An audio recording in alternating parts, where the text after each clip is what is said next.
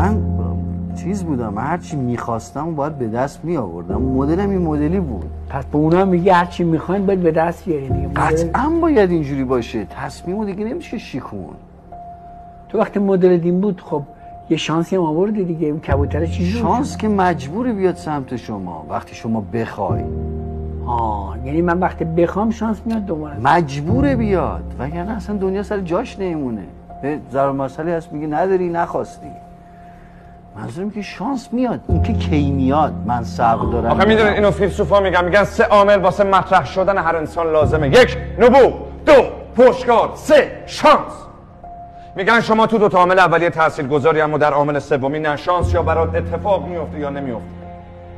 ولی من کل زندگیمو بسنده کرده بودم به 2 حرف. 1 شانس مال کسیه که تا آخرین لحظه تلاش میکنه.